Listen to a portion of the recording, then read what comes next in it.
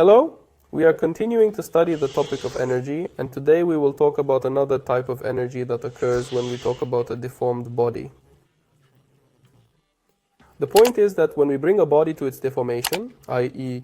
compress, stretch, or other types of deformation we make with this body, then naturally in this case a certain amount of energy will also be stored. What is the fundamental nature of this energy? Let's consider a scenario where two molecules are at a particular distance from each other, and in a state of balance they can stably oscillate around this equilibrium position without moving too far away from it. Essentially, this allows them to comfortably remain in this state for a significant amount of time. However, what occurs if we start to bring them closer together with some external influence?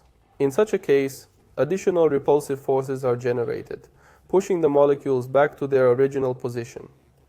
Naturally, these repulsive forces create an excessive interaction between the molecules, resulting in the emergence of additional energy. Therefore, when we discuss the deformation of a body, we acknowledge not only the elastic forces that arise within it, but also the appearance of energy stemming from this interaction. This form of energy is known as elastic interaction, which falls within the category of electromagnetic interactions. Thus, the potential energy of elastic deformation can be regarded as electromagnetic energy. How can we calculate it? To do so, let us consider the scenario where we begin to deform a body, for instance, using a spring, when the spring undergoes a certain deformation due to some external force exerted upon it. For example, in the undeformed state, let its length be L0. And when we stretch this spring to some value L, then in this case we say that under the action of some force its length has become longer, and the elongation of this spring will be the difference between the final length and the initial length. Let me remind you that this value is called the absolute deformation of the body. Now, in order to understand how the elastic force behaves inside a given deformation, we must remember that there is a law that describes this force. This law is called Hooke's law, and I remind you of its writing form. Here we can say that the force that appears in a spring will be directly proportional to the amount of strain. So the more we stretch the spring, the greater the force that appears. And now our task is to try to graphically display this situation, so that we can then move on to energy issues. So we see that here we have a directly proportional dependence. We cannot look at the minus sign yet. It has more informational character about the direction of the given force, i.e. the force of elasticity will always be directed against the deformation of the body. This sign in this formula tells us about it. Well, and the graph of dependence in this case will be a straight line passing through the origin of coordinates of this graph. And after the spring has been stretched by a certain amount x, that is, it has received a given elongation. Of course, in this case it has a certain elastic force. On the graph we can find this force at the intersection of these two perpendiculars. Well, so what additional information can this graph give us?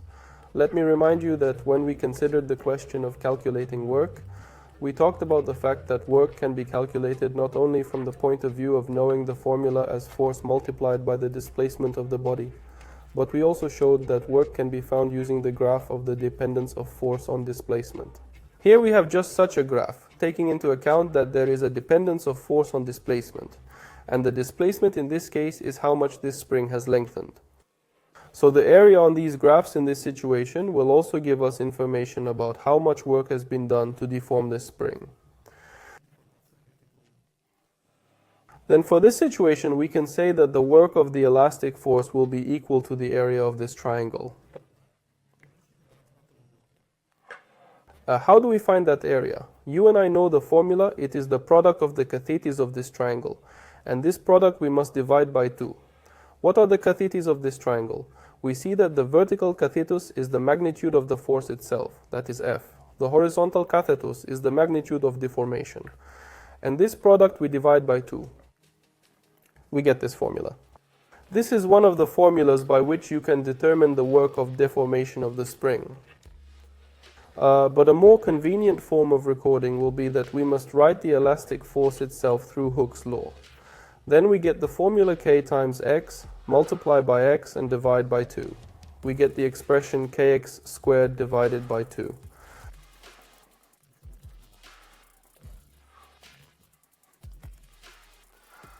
We have obtained the formula for calculating the work for a given strain. We can also remember that work by definition is the change in energy, in this case the potential energy of this spring. And by writing this work through the change in energy, that is the difference between the final energy and the initial energy. We can say that the final energy will be the energy already in the deformed state, i.e. kx squared divided by 2.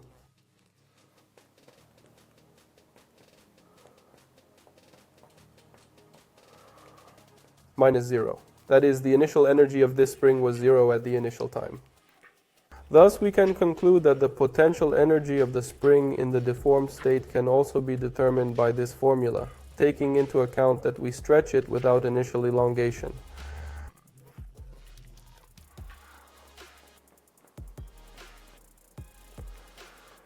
So we have obtained this formula, which we can also use in the course of solving problems and calculate the energy of deformation.